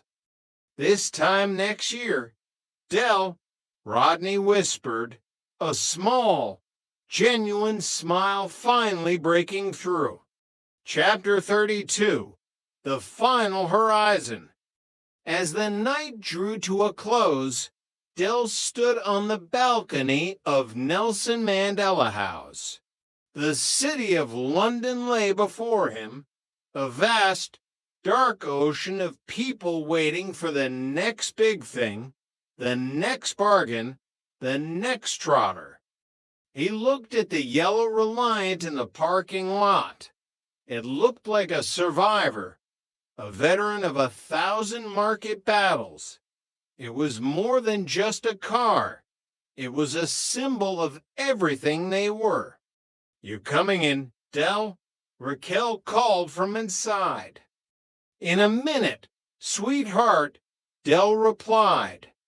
He looked up at the moon, which was finally peeking through the London clouds. He thought about Mum and Granddad and Uncle Albert. He felt like they were all watching him, waiting for the next move. He adjusted his imaginary lapels, tapped his gold D pendant, and took a deep breath of the damp Peckham air. He didn't have the millions anymore, and he didn't have the penthouse. But he had his family, he had his health, and he had a warehouse full of vibrating plates waiting for him in Deptford. Bonjour, Peckham, Dell whispered, a wide, confident grin spreading across his face. Bonjour. He turned off the balcony light and walked inside, closing the door on the past and opening his heart to the next guaranteed winner. Kushti, Dell whispered into the quiet of the flat. Kushti. Chapter 33, The Diptford Deal. The morning in Diptford was gray and smelled faintly of old river mud and fried onions. Dell and Rodney were parked outside a warehouse that looked like it had been held together by nothing but hope and several layers of industrial-grade grime. Look at the signage. Rodney, Diptford Digital and Domestic. It sounds like a subsidiary of Sony. Dell beamed, adjusting his cravat. It's written in magic marker on a piece of cardboard. Dell, Rodney sighed, leaning against the van. And who is this vibrating Victor? He sounds like someone with a nervous condition. He's an innovator, Rodney, a genius of the domestic arts. Dell snapped. Victor was a small, twitchy man who lived up to his nickname. He led them into a room filled with crates of what looked like regular white china plates. The Auto Scrub 3000, Dell, Victor chirped, his hands shaking slightly as he held up a plate. See this small bump on the underside? That's the gyro oscillator. It creates high-frequency micro-vibrations that shake the surface tension of organic waste. Basically, you hit the rim, the food falls off, and you put it back in the cupboard. Those eyes were practically gleaming. No more fairy liquid. No more rubber gloves. Rodney, we're doing the planet a favor. We're environmentalists. They loaded the van. Dell had managed to acquire the lot on extended credit, a term that, in Dell's world, meant he'd pay Victor once they'd sold enough to cover the Nag's Head bill.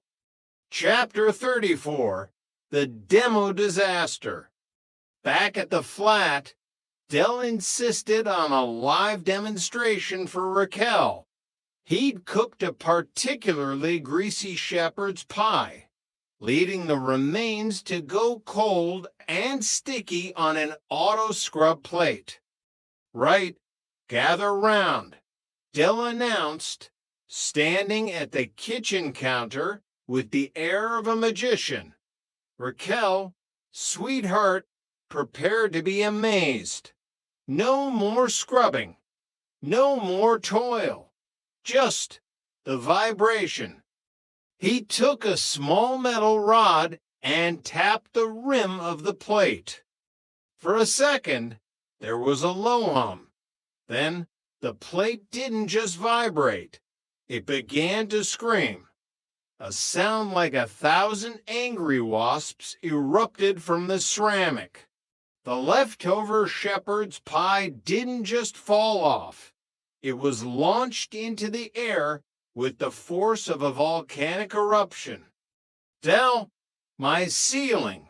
Raquel shrieked as a glob of mashed potato hit the light fixture.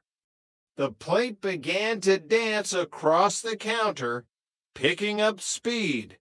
It rattled against a teapot, shattered a glass, and then took off like a frisbee, smashing into the wall behind Rodney's head.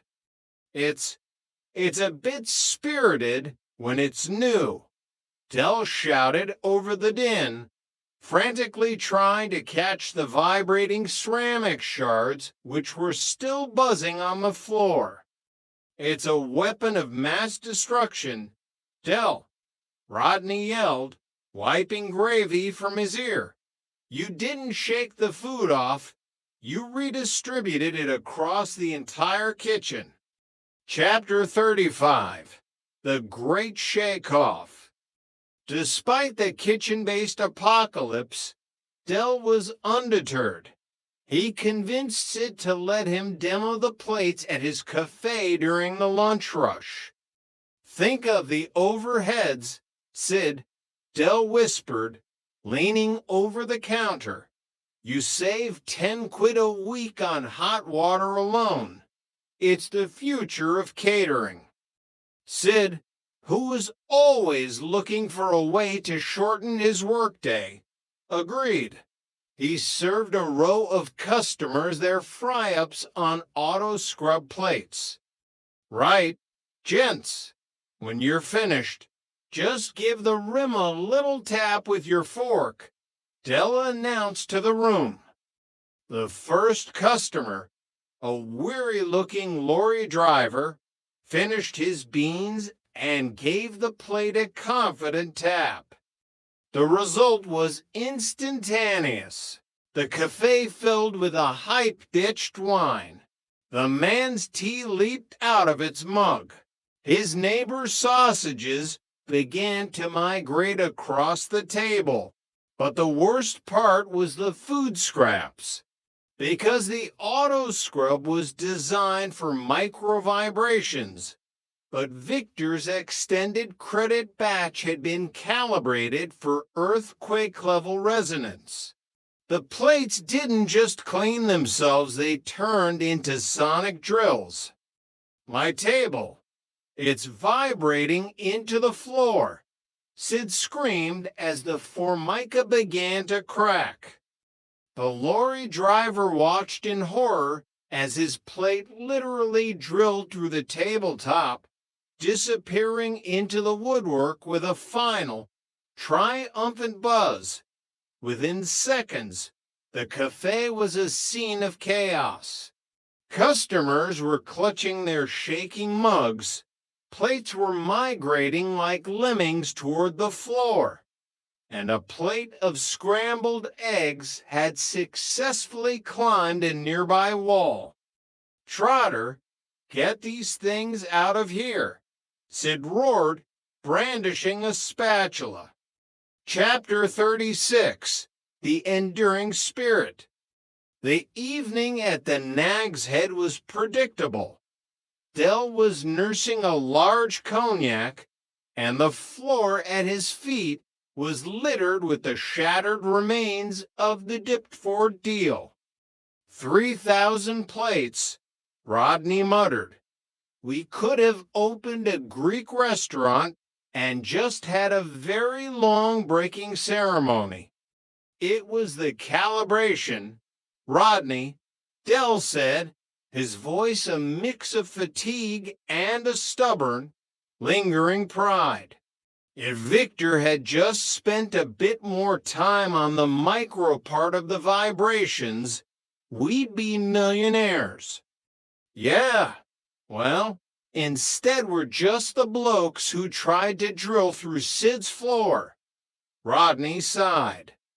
Raquel sat down, looking tired, but offering a supportive smile. At least the kitchen is clean now.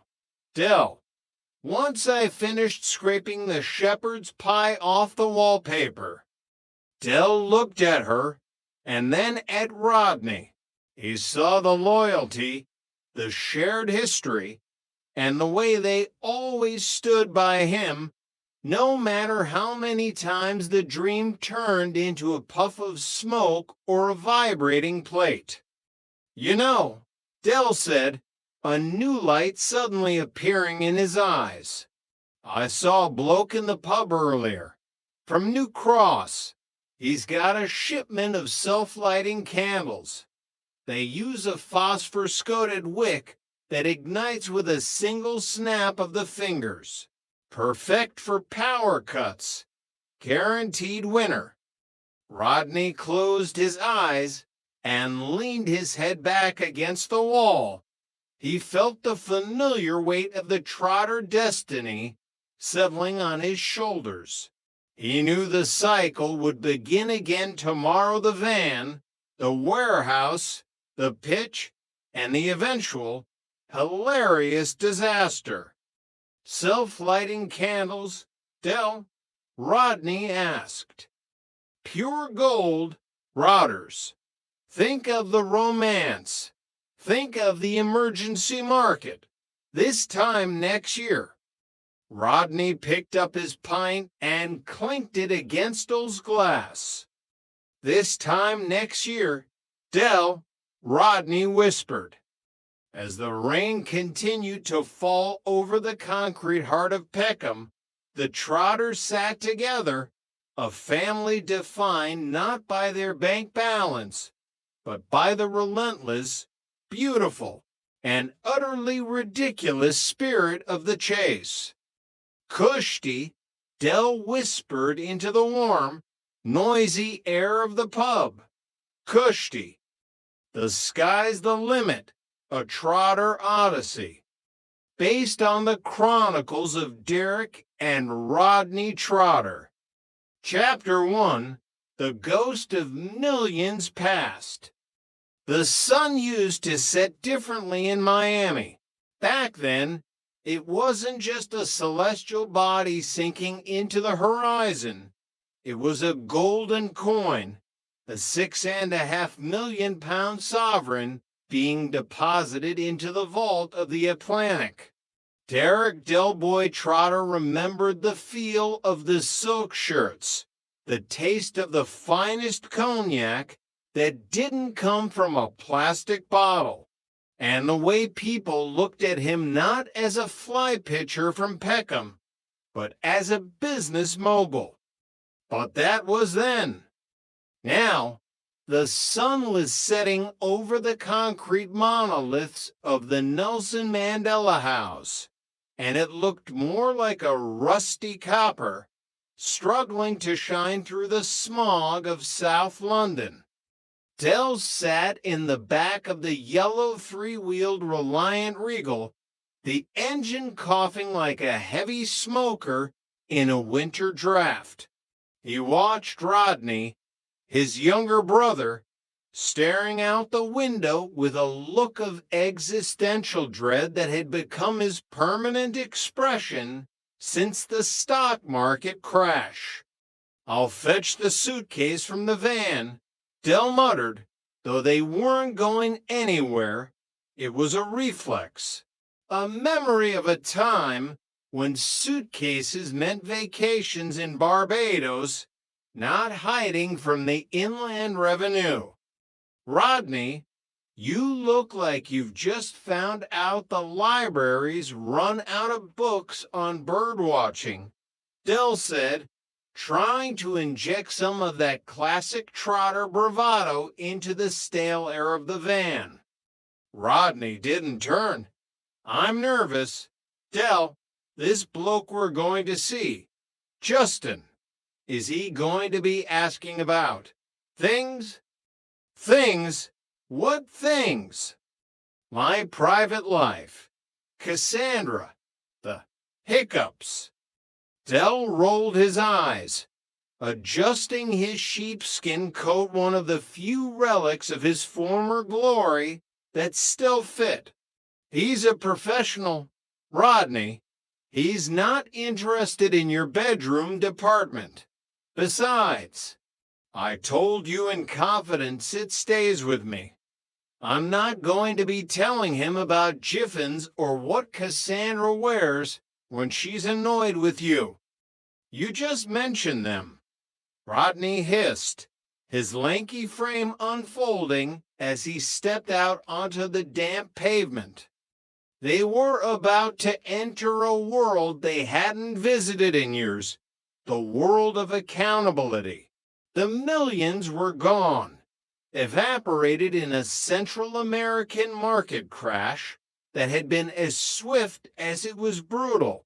They had gone from penthouse suites to the old flat in Peckham faster than a falling safe. As they walked toward the office of Justin, the man who would document their success and subsequent transition, Dell felt a pang of nostalgia. He thought of Uncle Albert, who was currently living his best life down on the coast with Elsie Partridge, probably regaling her with tales of during the war for the 10,000th time. He thought of Raquel and little Damien. Life had been a carousel, and right now, the music had stopped, and they were stuck on the wooden horse that had lost its legs. Chapter 2: The Inquisition of a Traitor. The office was clinical. It smelled of floor wax and broken dreams. Justin sat behind a desk that probably cost more than Dell's entire current inventory of digital watches.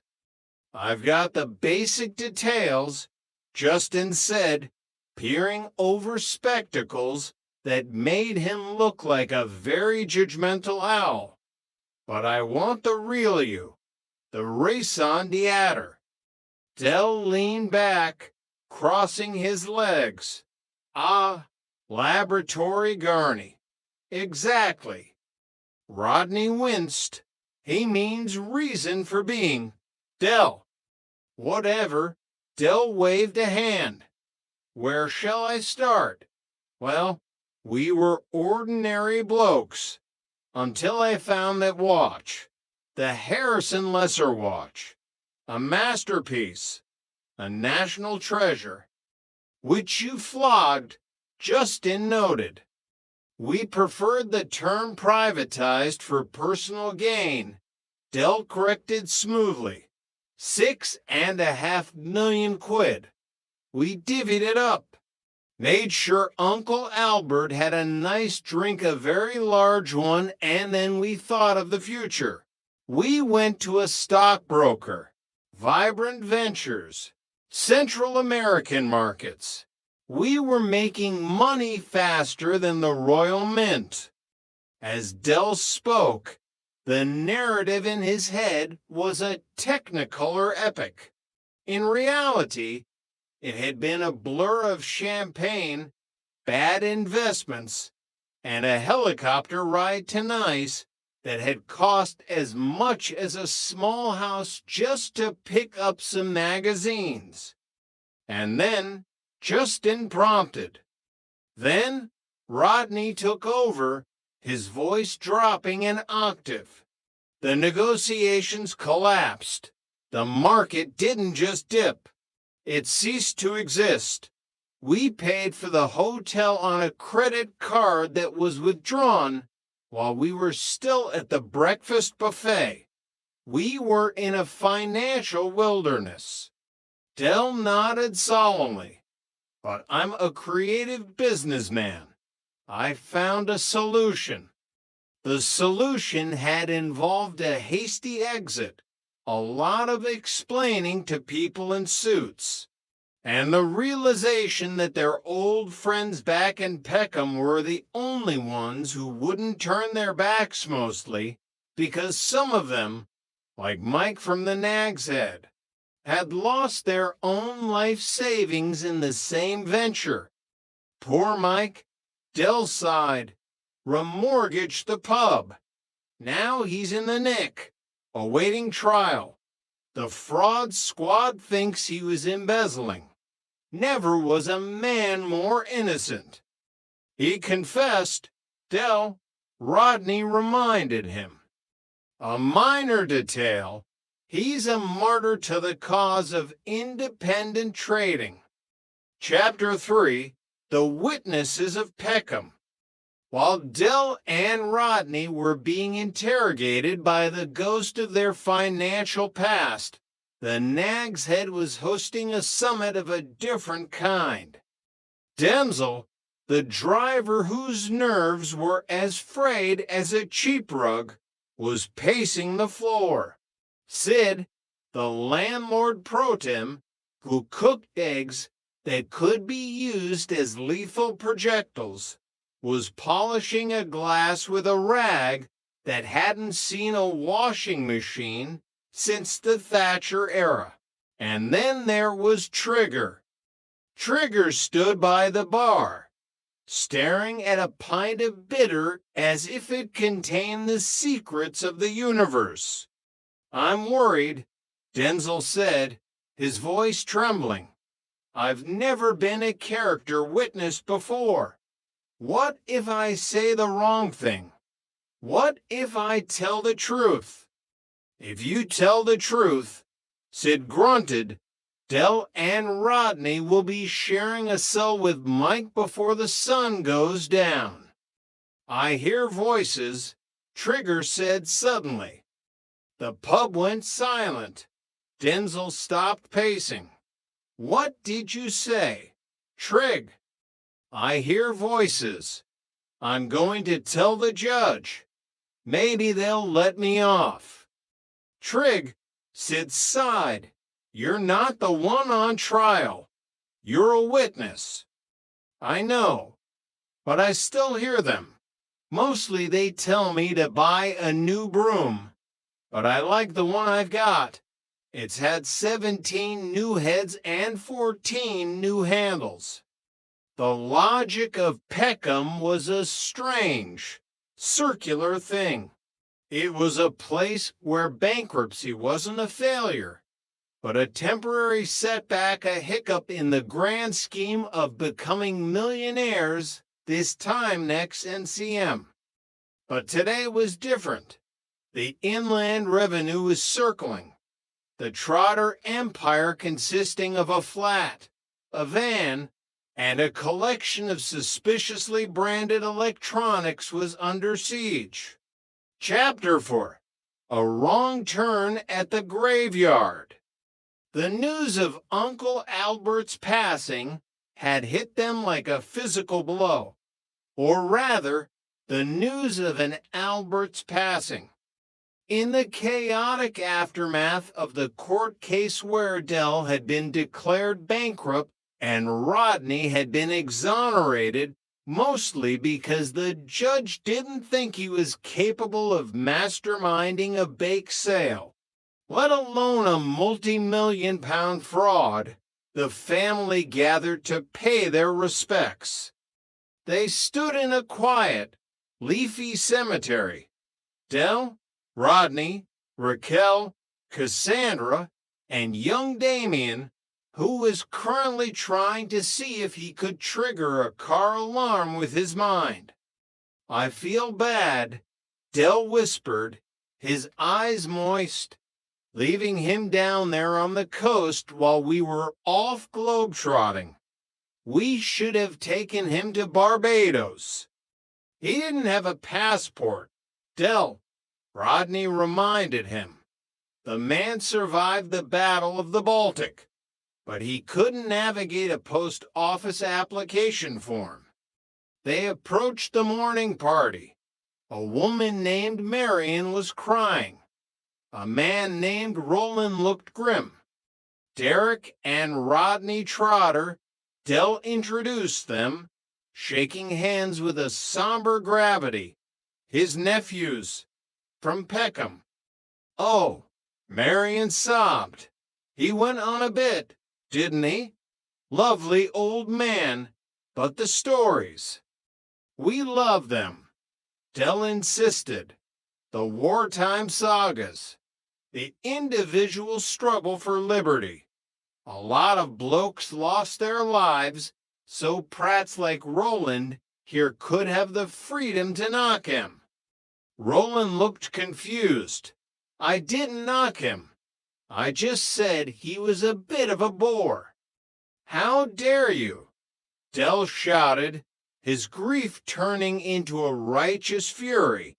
He was a hero. He was.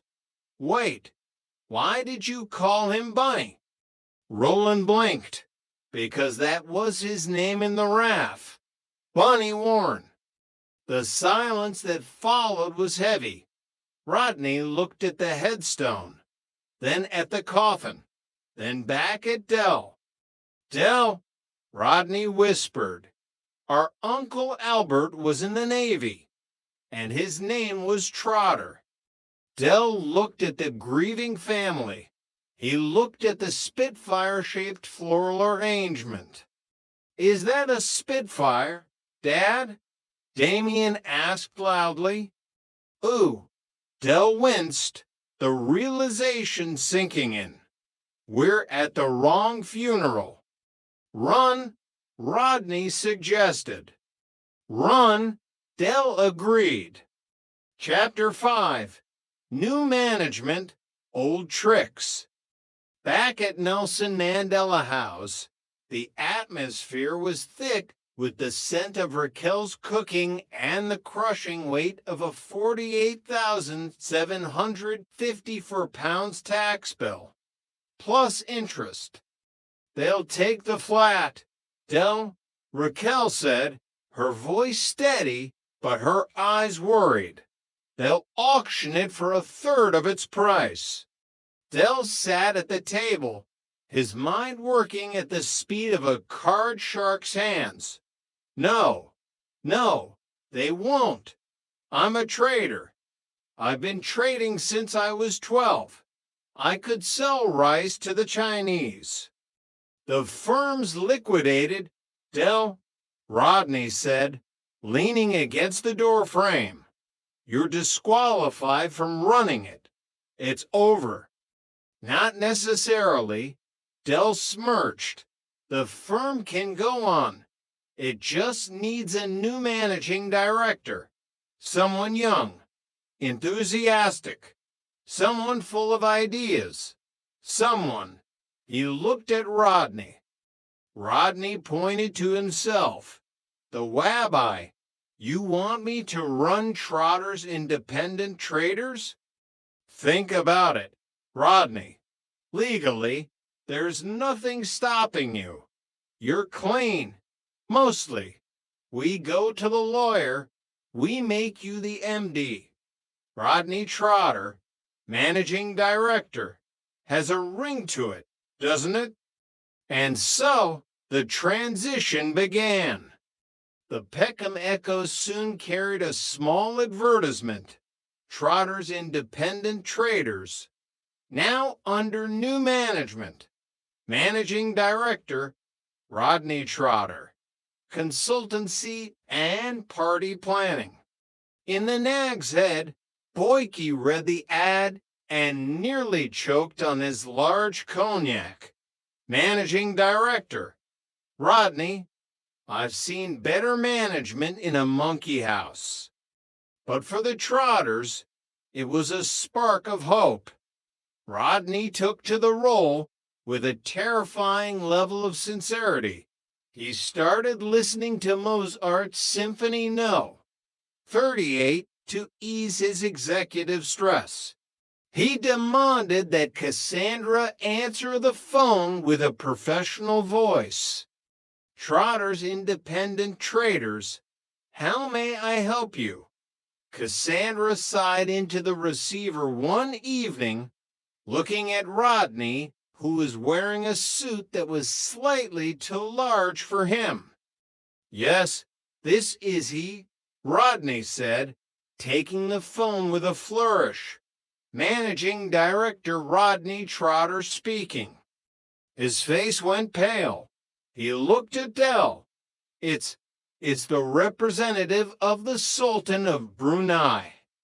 Dell nearly fell off his chair. The Sultan.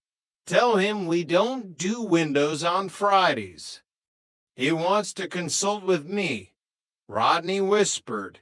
He bought a 3-wheeled van and wants to know how to start it on cold mornings. Dell's face dropped. Nicky Pierce. I'm